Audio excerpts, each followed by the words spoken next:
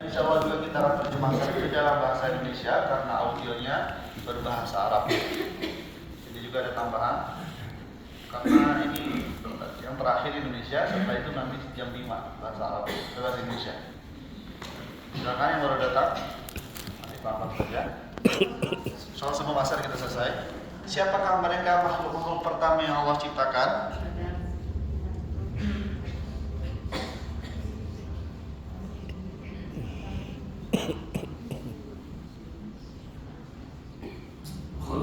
Baik Bapak Ibu, Allah memulai penciptaannya dengan singgasana yang disebut dengan Al-Arsh, makhluk terbesar di alam semesta ini. Begitu juga Allah menciptakan pena. Allah mentakdirkan setiap takdir-takdir hambanya dengan penanya. Kemudian Allah menciptakan 7 lapis langit yang terbentang luas. Di atasnya Allah Subhanahu wa taala jadikan bintang-bintang sebagai cahaya, dan juga Allah menetapkan setiap takdir umat manusia. Kemudian Allah menciptakan bumi terbentang luas dan stabil. Allah jadikan di atasnya gunung-gunung sebagai pasar, hamparan daratan yang sangat luas, serta air sungai mengalir, dan Allah memberikan setiap rezeki kepada seluruh makhluk, sekalipun hewan-hewan menikmati rezeki dari Allah yang Maha Kuasa. Setelah itu Allah menciptakan malaikat dari cahaya yang tak terhitung jumlahnya.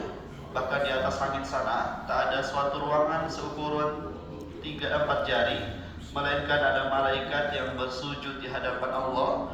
Mereka adalah makhluk yang paling taat dan tidak pernah membangkang. Kemudian Allah menciptakan jin dari api. Mereka diciptakan sebelum Nabi Adam. Sebagian jin ada yang taat, sebagian jin juga ada yang ingkar. Dan yang paling ingkar dari golongan jin adalah iblis. Iblis sombong kepada Allah sehingga Allah sangat murka dan mengusir dari rahmatnya. Maka di sana Allah Subhanahu wa taala menciptakan manusia pertama dari Nabi Adam. Dari beliaulah lahirlah keturunan umat manusia termasuk kita semua. Allah ciptakan kita dari setetes air mani di rahim seorang ibu, kemudian berkembang menjadi segumpal darah. Dalam prosesnya menjadi segumpal daging dan tulang, hingga Allah meniupkan ruh kepada manusia, menjadi makhluk yang sempurna dan berakal. Maha suci Allah yang telah menciptakan kita semua. Bapak Ibu, tujuan Allah dalam menciptakan kita semua dengan tujuan yang mulia, yaitu beribadah hanya kepada Allah dan tak boleh melakukan kesyirikan-kesyirikan. Mari kita dengarkan firman Allah dalam menciptakan alam semesta ini. الذي جعل لكم الأرض فراشا والسماء بناء وأنزل من السماء ماء فأخرج به من الثمرات رزقا لكم فلا تجعلوا لله أندادا وأنتم تعلمون. Baik Bapak Ibu, di mana Allah Subhanahu wa taala juga menciptakan kita semua. Allah Subhanahu wa taala memiliki tujuan yang mulia. Kita hanya beribadah kepada Allah dan tidak boleh melakukan kesyirikan-kesyirikan. Dari keturunannya ada yang dijuluki sebagai para nabi dan para rasul. Mereka adalah makhluk yang paling mulia di sisi Allah. Karena seperti ini.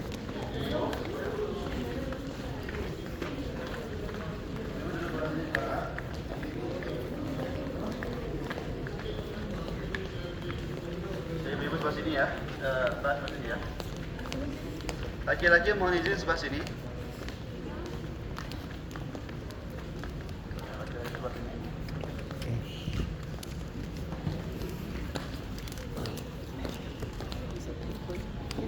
Abad generasi manusia.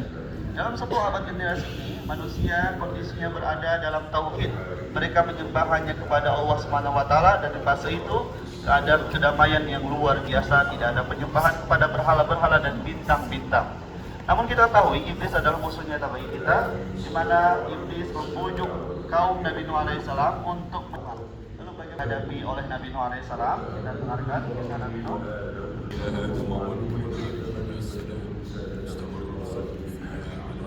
Baik jamaah, awal terjadi kesyirikan pertama kali pada kaum Nabi Nuh ada orang-orang soleh Allah wafatkan. Kaum Nabi Nuh alaihissalam menjadikan orang-orang soleh yang telah wafat sebagai pepatungan, sebagai tanda jasa kebaikan-kebaikan mereka. Namun iblis membujuk dan merayu kaum Nabi Nuh agar menyembah pepatungan-pepatungan tadi.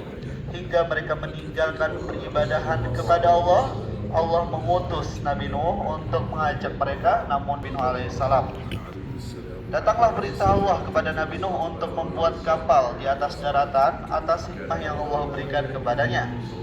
Namun orang-orang yang tidak mau beriman ini, mereka menentang sangat keras serta mentertawakan Nabi Nuh. Nabi Nuh alaihissalam tetap bersabar melaksanakan perintah Allah hingga kapal tersebut jadi. Maka Allah mewahyukan kepada Nabi Nuh untuk mengumpulkan binatang berpasangan beserta orang-orang beriman menaiki kapal. Di hari itu kemurkaan Allah datang. Allah Subhanahu wa taala menurunkan hujan yang sangat dahsyat. Bumi Allah tenggelamkan dengan lautan, menenggelamkan orang-orang yang tak mau beriman kepada Allah dan Rasulnya. Di hari itu Bapak Ibu, tak ada yang selamat kecuali mereka yang menaiki kapal Nabi Nuh alaihissalam. Hingga kapal Nabi Nuh alaihissalam berlabuh di Gunung Judi, memberikan keselamatan bagi orang-orang beriman kepada Allah dan Rasulnya. Bapak Ibu, perlu kita tahu, silakan untuk laki-laki sebelah sana, perempuan boleh duduk sebelah sini.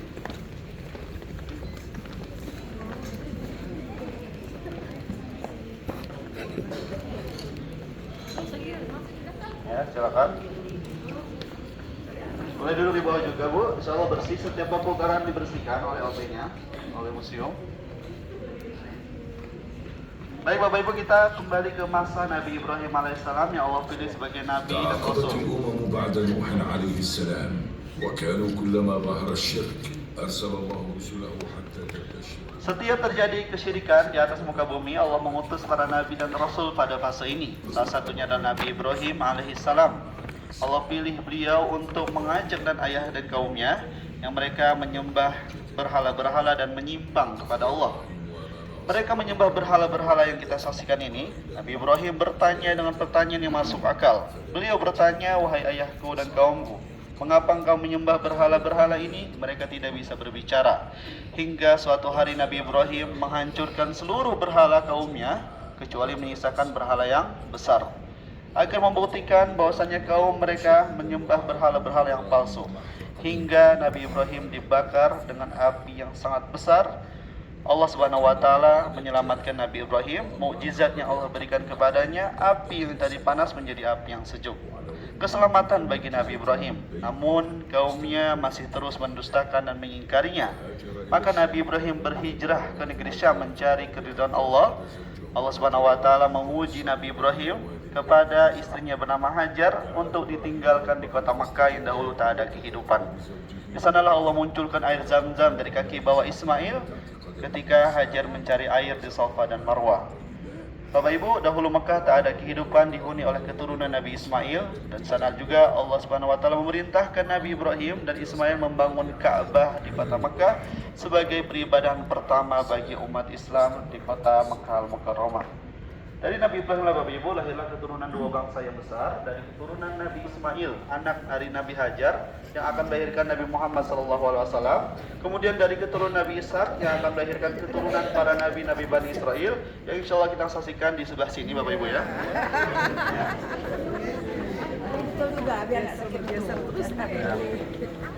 Silakan untuk bapak sebelah sana. Ibu-ibu sebelah sini, madep sini Ibu. Pelan-pelan.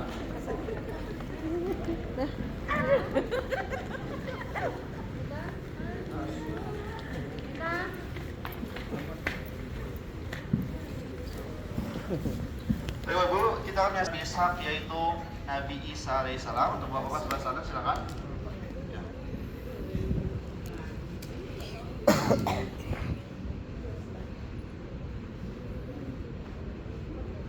حينما ولدت مريم ابنتها. Baik jamaah, kita mengisahkan tentang kisah Nabi Isa alaihissalam. Teringat seorang wanita yang sangat mulia, wanita yang sangat solehah. Dan wanita ini Allah berikan dalam Al-Quran bernama Surat Maryam pada juz ke-15. Maryam adalah wanita yang sangat menjaga kehormatan dirinya. Pada suatu hari Allah menguji Maryam dengan mengirimkan malaikat yang akan mengabarkan kepada Maryam bahwasannya Maryam akan melahirkan anak yang akan bangunannya menjadi zaman dulu nabi kayak tanpa gereja ya. disentuh laki-laki. Kalau dulu dari sini Dengan kayak kuasa Allah, Maryam pun mengandung Yerusalem dan nih kan, menyendiri dari Yerusalem ya, kaumnya bangunannya di kayak bawah gereja. pohon kurma. Allah Gereja. kuatkan Maryam ketika ingin melahirkan Nabi Isa dengan air digenangkan.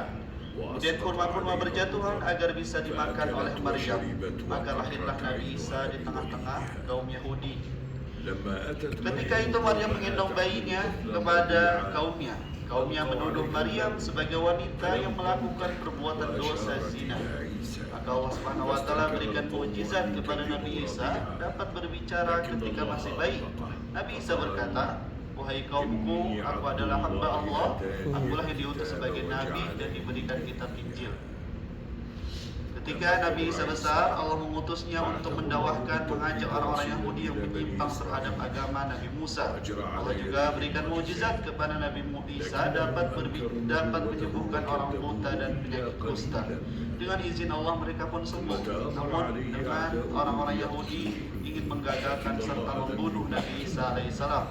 Allah tegaskan dalam firman-Nya, Nabi Isa tidaklah dibunuh oleh mereka, tidak pula disalib, melainkan seseorang diserupakan dengan Nabi Isa alaihissalam, dan Allah mengangkat Nabi Isa ke atas langit. Dan kita meyakini Bapak Ibu, Nabi Isa masih hidup sampai sekarang. Pada akhir zaman Allah akan turunkan Nabi Isa untuk membunuh Dajjal serta akan menghancurkan segala bentuk-bentuk kemaksiatan dan kristenisasi. Bapak Ibu, dari Nabi Isa di atas langit itu lahirlah seorang nabi dari 600 tahun lamanya, jangkanya sangat panjang. Lahirlah seorang nabi di tengah-tengah kota Mekah, yaitu Nabi kita yang mulia, Nabi Muhammad SAW. Mari kita dengarkan kisah Nabi Muhammad SAW.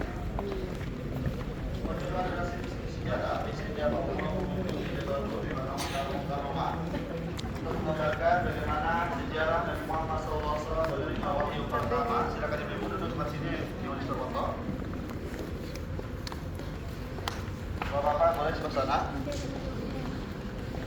Nanti kita lihat dulu ya mushafnya. Ibu duduk dulu boleh. Silakan. دامت بدين التوحيد حتى تسلم الشرك لأهله. Baik, jamaah, kita kembali lagi ke kota Mekah yang dahulu dibangun di dalamnya Ka'bah oleh Nabi Ibrahim. Namun Ka'bah dihuni oleh masyarakat Quraisy, disembahlah pepatungan-pepatungan. Rasulullah SAW dilahirkan di kota Masukin di Mekah. YouTube aja nih. Beliau dilahirkan dalam Masukin di kondisi YouTube aja, kalau dikirim ya, ke WA nggak bisa ya. Kemudian pamannya Abu Thalib. Rasulullah dikenal sebagai Di akhlak YouTube. yang mulia, dikenal dengan seorang yang jujur, bahkan terpercaya oleh masyarakat Quraisy. Semasa hidupnya Rasulullah tidak pernah menyembah berhala sekalipun, sering menyendiri pada umur 40 tahun di Gua Hira. Maka Allah kirimkan malaikat Jibril untuk memberikan wahyu pertama, yaitu Iqra bismi rabbikal ladzi khalaq. Dengan wahyu inilah Rasulullah SAW memulai dakwahnya, mengajak keluarga dan kerabatnya agar mereka menyembah hanya kepada Allah semata. Rasulullah juga mengajak masyarakat Quraisy agar mereka meninggalkan berhala-berhala mereka yang palsu. Namun mereka malah menentang Rasulullah, bahkan mendustakan Rasulullah dan para sahabat. Beliau dakwah di kota Makkah selama 13 tahun lamanya. Ketika orang-orang Madinah menuju kota Makkah, mereka memulai menerima dakwah Islam di tangan Rasulullah SAW, hingga mereka kelak akan menjadi kaum Ansor di kota Madinah. Namun intimidasi, penyiksaan terus dilakukan oleh masyarakat Quraisy terhadap Rasulullah dan para sahabat. Maka Allah mengizinkan kepada Nabi Muhammad untuk berhijrah dari kota Mekah menuju kota Madinah. Dalam hijrahnya ini, Rasulullah ditemani sahabat yang mulia menuju kota Madinah, yaitu Abu Bakar As-Siddiq. Perjalanan penuh bahaya dan rintangan menuju kota Madinah, hingga sampailah Rasulullah disambut hangat oleh kaum Ansor. Ketika beliau tinggal, Rasulullah membangun masjid bersama para sahabat. Masjid pertama yang beliau bangun adalah Masjid Quba. Kemudian Rasulullah membangun Masjid Nabawi bersama para sahabat, serta menyatukan persaudaraan Muhajirin dan Ansor dari perselisihan.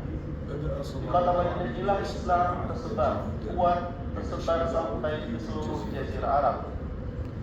Namun masyarakat Quraisy di kota Makkah, Bapak Ibu, tidak menerima keberadaan Islam dimanapun. Mereka menentang sangat keras. Maka mulailah terjadi peperangan terjadi, hingga Allah menangkan banyaknya peperangan terhadap kaum musyrikin. Dalam dakwahnya Rasulullah juga mengirimkan utusan para sahabat untuk mendakwahkan raja-raja Romawi, Persia, Najasyi agar mereka memeluk Islam. Sampai datanglah perintah Allah untuk menaklukkan kota Makkah, mensucikan kota Makkah dari berhala-berhala, serta memaafkan kaum musyrikin yang dahulu menyakiti Rasulullah selama beliau berdakwah di kota Makkah.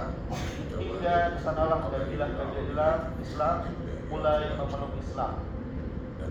Bapak Ibu, Rasulullah SAW berdakwah selama 23 tahun lamanya, berjuang di jalan Allah Subhanahu wa taala, tidak pernah mengenal lelah hingga Islam tersebar sampai hari ini. Namun sebelum wafatnya Rasulullah SAW, beliau menyampaikan dua wasiat agar umatnya berpegang teguh terhadap dua wasiat yang Rasulullah tinggalkan, yaitu Al-Quran dan hadis-hadis Rasulullah SAW, agar umatnya berpegang teguh terhadap keduanya, mempelajarinya, membacanya, serta mengamalkannya dalam kehidupan sehari-hari. Termasuk Bapak Ibu, mukjizat yang Allah berikan kepada Nabi Muhammad, yaitu Al-Quran yang ada di tangan kita dan manuskrip tulisan Al-Quran sejak zaman para sahabat. Dilihat sebelah sini, silakan.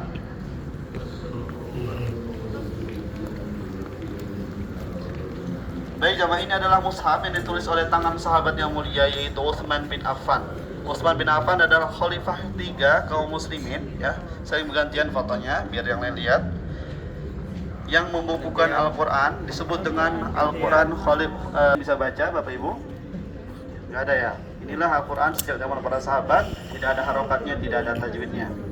Namun Bapak Ibu, kita lihat mushaf Utsmani Allah mudahkan, ada harokatnya, ada tajwidnya, agar kita semua senantiasa mempelajarinya serta mengamalkannya dalam kehidupan sehari-hari. Nah, saling bergantian dunia yang Allah janjikan dalam Al-Quran, yaitu hari kiamat. Bagaimana tanda-tanda kekuasaan Allah dalam menghancurkan dunia ini? Untuk perempuan sebelah sini silakan. Bapak-bapak mau diinvas sana apa ya? Bapak-bapak sebelah sana. Latihan.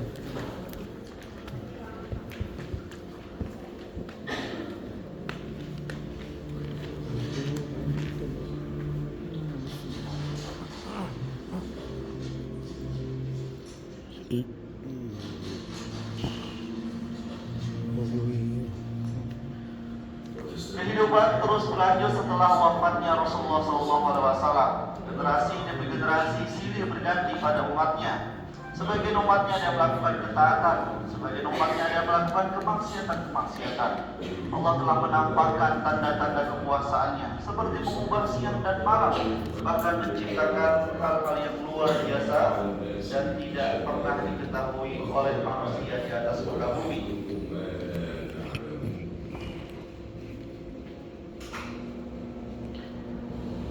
Allah Subhanahu wa taala telah mentakdirkan akan terjadinya kehancuran dunia, disebut dengan hari kiamat. Tanda-tanda hari kiamat telah Allah tampakkan di atas muka bumi, seperti bencana alam terjadi di atasnya.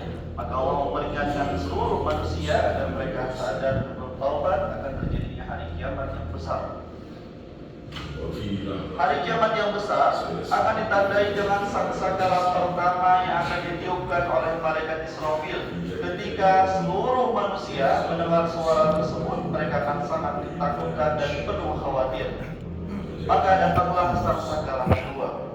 Allah Subhanahu wa taala pastinya akan menghancurkan alam semesta dan serta akan mewafatkan dan mematikan seluruh jiwa.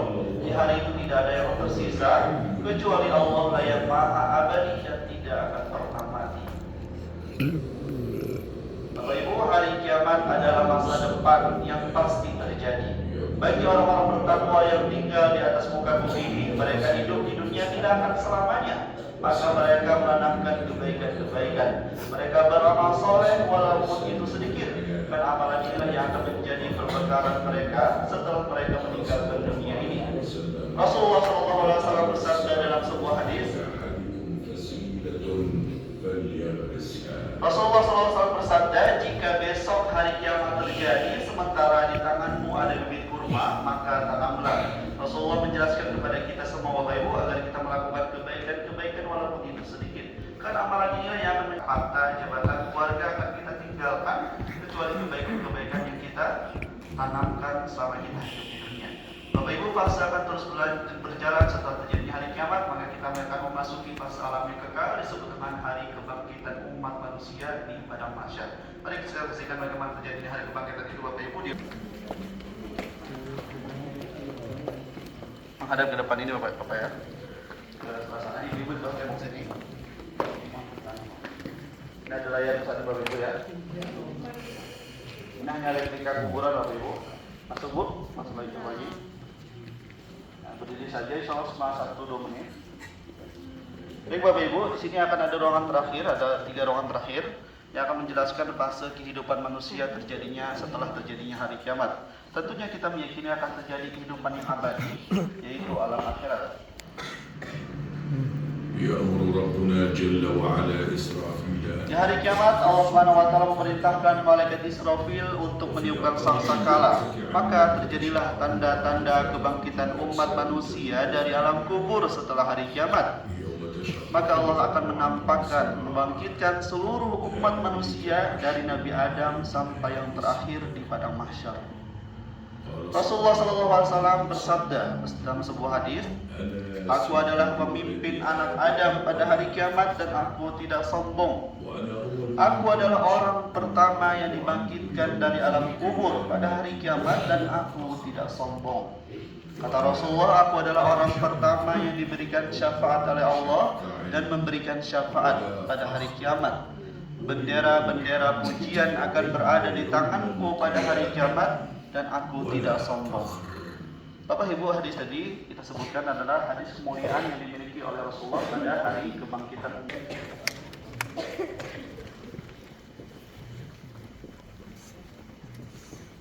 Laki-laki di depan, ibu-ibu di belakangnya.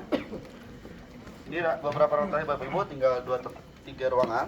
Ada audio berbahasa Arab, insyaallah sangat terjemah. Kita dengarkan. ذلك يوم مجموع Ketika seluruh manusia dibangkitkan, para malaikat akan menggiring seluruh umat manusia di padang mahsyar. Di hari itulah kelelahan, keletihan akan terjadi dan tidak ada pertolongan sedikit pun.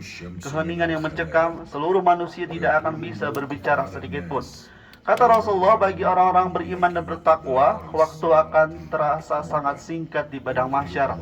Kemudian bagi orang-orang kafir, bagi orang yang tak sempat bertobat di dunia ini, waktu akan terasa sangat-sangat panjang. Rasulullah menyebutkan selama 50.000 tahun lamanya menunggu persidangan Allah Subhanahu wa taala. Bapak Ibu, di hari itu akan terjadi hari yang sangat besar di mana seluruh manusia akan berbondong-bondong menuju para nabi dan rasul untuk meminta apa? Meminta pertolongan, meminta keselamatan di hari yang menyedihkan dan menuju kelelahan. Sekarang Bapak Ibu kita menceritakan bagaimana hari syafaat itu terjadi di ruangan sebelah sini. واحد ويبلغ الناس من الغم والكرب ما لا يطيقون ولا يحتملون فيأتون Baik jamaah, hari syafaat itu merupakan hari seluruh manusia berbondong-bondong menuju para nabi dan rasul untuk meminta syafaat dan pertolongan agar bisa selamat di hari peradilan Allah Subhanahu wa taala. Seluruh manusia akan menuju Nabi Adam, kemudian mendatangi Nabi Nuh, Nabi Ibrahim, Nabi Musa dan Nabi Isa akan didatangi oleh seluruh kita. Di hari itulah setiap nabi Bapak Ibu akan mengatakan, "Wahai seluruh manusia, nafsi nafsi. Wahai manusia masing-masing, kami tidak bisa menolong kalian dan kami tidak bisa menyelamatkan kalian." Maka Nabi Isa lah yang akan mengatakan, "Wahai seluruh manusia, pergilah dan temuilah Nabi Muhammad agar kalian semua bisa selamat." Maka di hari itulah seluruh manusia berbondong-bondong menuju Nabi Muhammad untuk meminta syafaat dan pertolongan. Di hari itulah Nabi Muhammad akan bersujud lama di bawah singgasananya Allah disebut dengan Al-Arsy. Maka Rasulullah SAW akan memohon dan pertolongan kepada Allah agar umatnya diselamatkan di hari peradilannya. Bapak Ibu, Allah Subhanahu wa taala akan berfirman pada masyarakat, "Wahai Muhammad, angkatlah kepalamu. Wahai Muhammad, mintalah syafaat, pasti akan aku beri, dan berilah pertolongan, pasti akan aku terima." Ketika itu Bapak Ibu, Rasulullah bersujud, mengangkat sujudnya. Rasulullah SAW mengatakan dalam sabdanya, "Ya Rabb, umatku, umatku, umatku." Hadis ini Bapak Ibu, hadis yang sangat mulia di mana Rasulullah menyelamatkan kita di hari peradilannya agar kita dimasukkan ke dalam surga bersama Rasulullah SAW. Disinilah hadis ini menunjukkan bagaimana kita harus mencintai Rasulullah, mengidolakan di antara segala halnya. Dan di sanalah kita akan mengajarkan apa yang diajarkan sunnah Rasulullah SAW agar kita mendapatkan syafaat Nabi kita yang mulia, Nabi Muhammad SAW. Di hari itulah Bapak Ibu akan terjadi hari dimulailah peradilan Allah Subhanahu Wa Taala, merupakan hari terakhir sebelum manusia dimasukkan ke dalam surga atau neraka hidupnya kekal dan abadi. Silakan Bapak Ibu menuju ruangan terakhir ini. Dulu di sini. Dirahan pintunya, mohon izin.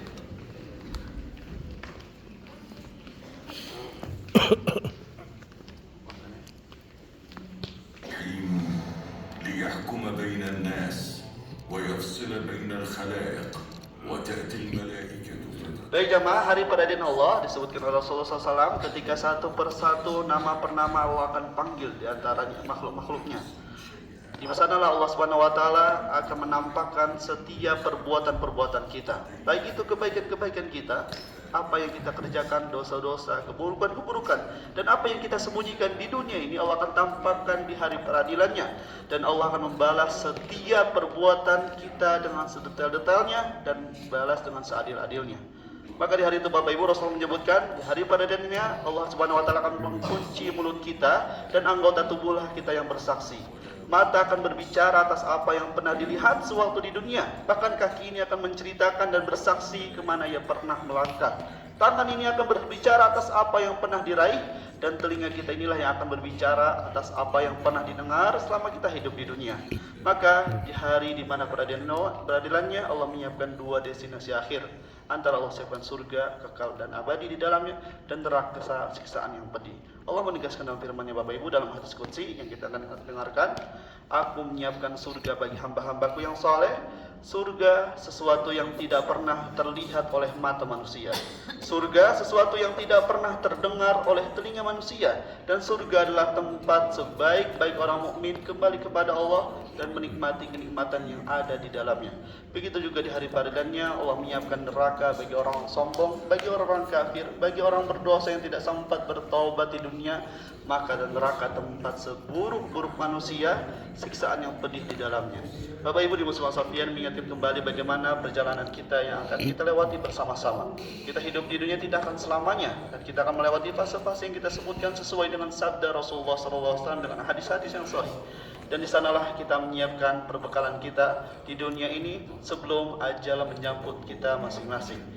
Dan Bapak Ibu, ini saja yang bisa saya terjemahkan di kekurangan. Jika ada kurang salah, mohon dimaafkan. Assalamualaikum warahmatullahi wabarakatuh.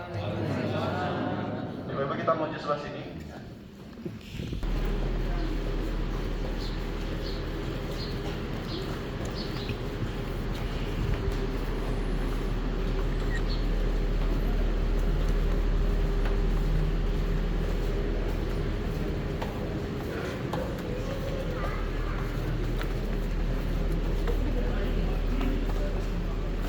Udah, ulang itu.